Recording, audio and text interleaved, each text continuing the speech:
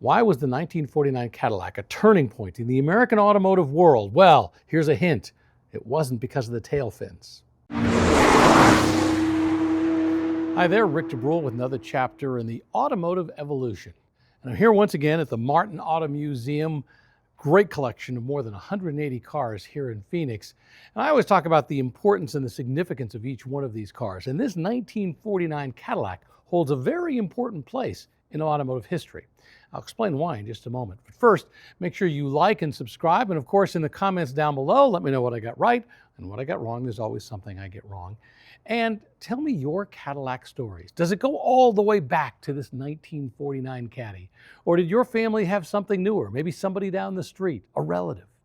All right, let's talk about this 1949 Cadillac Series 62 convertible. But really, before I talk about how this car changed everything, we need to go back 1 year earlier. 1948 was the beginning of Cadillac's post-war design. Now, like the other car makers, they had shut down for civilian car production during World War II. The very first model year after the war was 1946, although when you get right down to it, that was just a warmed-over 1942 Caddy.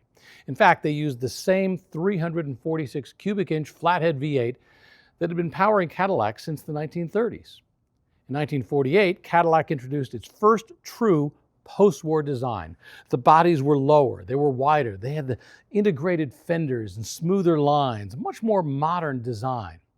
Now that same year, Cadillac introduced the Series 62 tail fins, which effectively launched the fin era in automotive design. Now they were small, but they laid the foundation for what was to come. But while the body and the chassis were all new, the engine was not. It was the same 346 cubic inch motor.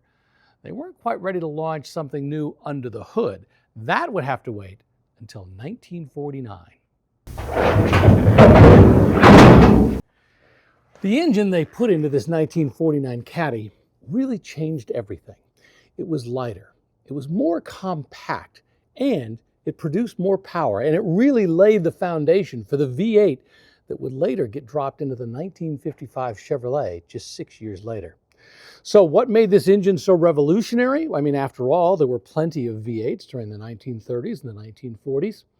Well, let's start with the fact that this was an overhead valve engine. But that alone did not make this engine a superstar. I mean, after all, Chevrolet had built its first overhead valve V8 back in 1917. But this engine had a design that was both simpler and more efficient. It also created the possibility of having higher compression. Plus, hydraulic valve lifters gave improved performance with reduced maintenance requirements. It was just better in every way. And while the 331 cubic inch displacement was pretty close to the old 346, this V8 was smaller. It had a larger bore and a shorter stroke. And the shorter stroke actually reduced the piston speed, which reduced the friction and extended the life of the engine. This also used something called a slipper piston. It had these scallop sides that allowed it to slip between the crankshaft counterweights. Now, the result of all that is that the block was smaller, but importantly, it was also stiffer. Now, this new engine was nearly 200 pounds lighter than the old one. That's a lot of weight. The old flathead V8 made about 150 horsepower. This new engine made 160 with plenty of room for improvement and development. Now, Oldsmobile introduced a Rocket V8 at about the same time. It was smaller, and it made about 135 horsepower. This engine was more efficient per cubic inch, which is really important. Now, this 331 would have a long, great run, ultimately getting punched out to 390 cubic inches with a compression ratio of 10.5 to 1 before it was finally retired at the end of the 1963 model year. In fact, by then, it had more than doubled its horsepower output to 325. This block basically powered 1.8 million Cadillacs over the years, and it really laid the foundation for the small block revolution that would happen with Chevrolet in the mid-50s. And there's one other important story I need to talk about with this engine. In 1950, there were 3 different cars at the 24 Hours of Le Mans that had Cadillac engines. One was basically a Cadillac, stock Cadillac, modified, but basically in stock configuration. The second one had a very aerodynamic body. It was called Le Monster. And the third one was an Allard, a British car with a Cadillac engine. That Allard, not only did it win its class, but it finished third overall. Think about that. This Cadillac engine finished third overall at the 24 Hours of Le Mans, up against the absolute best cars. And the other two cars, well, they finished second and third in their class, right behind that one.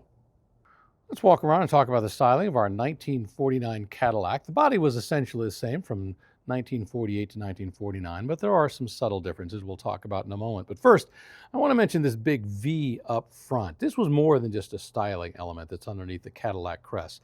This told the whole world that you had a V8. Now, all Cadillacs came with the V8, but if you were driving something that had less than a V8, well, you had a lesser car. They wanted to make that very clear. Let's talk about the styling changes that happened in 1949. Because remember, every year back then, you had to do something different. And the significant change up front was this grille. Notice how there's two levels, two tiers right here. We just happen to have a 1948 Cadillac right beside it here at the museum. And you'll notice that it has three different levels. And this top level kind of pops up and goes down right here. When we move over to the 1949, what you get is a grille that looks broader, it looks wider, and in fact, notice how the brightwork, the chrome, goes across the top of the turn signal and stretches all the way to the side. Once again, gives it a wider look. Extra chrome and brightwork right there as well.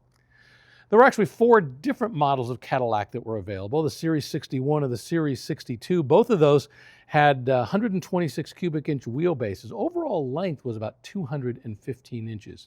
If you wanted to bump up, well, then you could get into the Fleetwood. Now, the Fleetwood had a wheelbase that was 133 inches long, about 7 inches longer, almost a foot in total length beyond that. Now, that was a Series 60 Fleetwood. If you got the Series 75 Fleetwood, stretched the wheelbase out 3 inches beyond that, and it was also a lot more expensive. In fact, the Fleetwood limo would come in at about $5,200 for the base price. Incidentally, you could get a rolling chassis from Cadillac.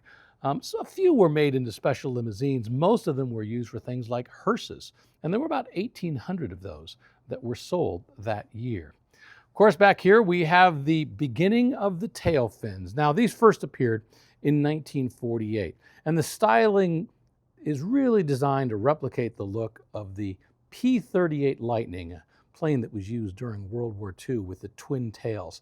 They really wanted to emulate that same look. And of course, over time, we're going to see these tail fins get bigger and bigger and bigger. But for 1948, when this look came out, and 1949, this was just the beginning of it. Subtle change between 48 and 49. 48 had some chrome strips down here. 1949 did not.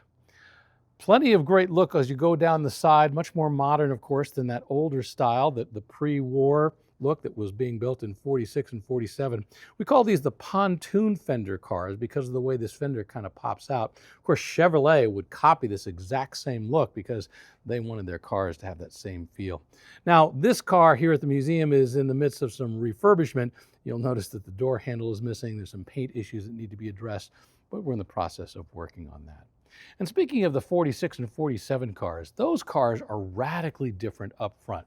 If you look at a 1946 or a 1947, when you look at the hood, it's flatter right here with a taller section going up over the engine, whereas this one has a smoother, cleaner design. This is what came out in 1948. This is also what's being copied by the Chevrolet. So overall, great design work. And once again, this is a car that from a styling perspective really set the standard in 1948. So for 1949, it was just a matter of making a few subtle changes and of course, making that big change underneath the hood.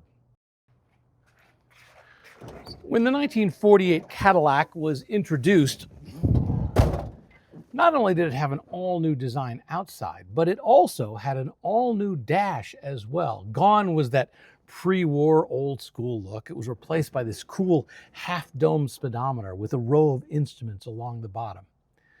Moving into this 1949 model though, the outside, once again, looks basically the same, but the dashboard is all new. That half-dome look is gone, replaced by a more horizontal speedometer. Yeah, it's got a curve to it at the top, but not nearly as much like that last year.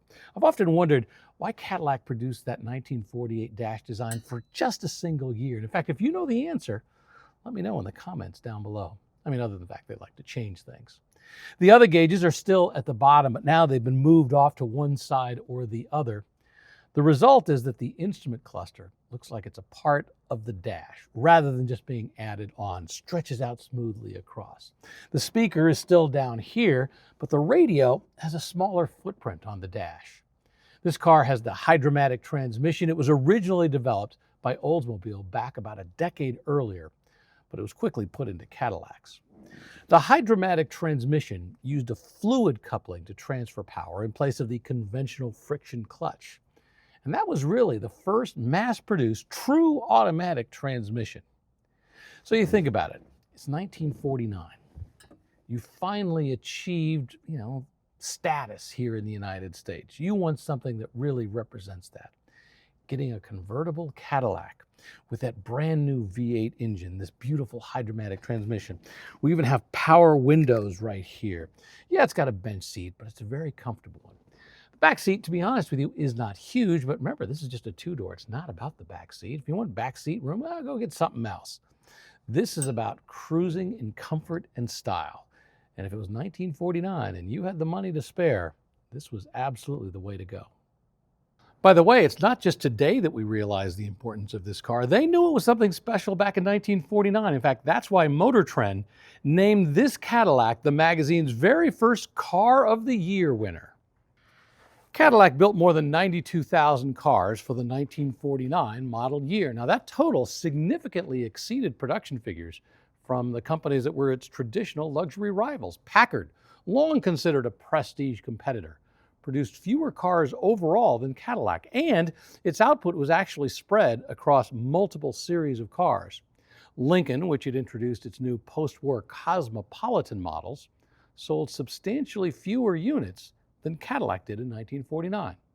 Cadillac's production volume effectively placed it at the top of the American luxury field for that model year. And over the course of the next decade, Cadillac would continue to evolve both its styling and the engine. By 1954, it was getting 230 horses from that 331. The engine size would grow over the next few years, and so would the size of those fins in the back. By the end of the 1950s, Cadillac was selling more than 100,000 cars a year, the clear winner in the luxury car market. And I think you could argue that the engine under the hood of this 1949 Cadillac was a very important part of that. It showed that Cadillac had both style and substance.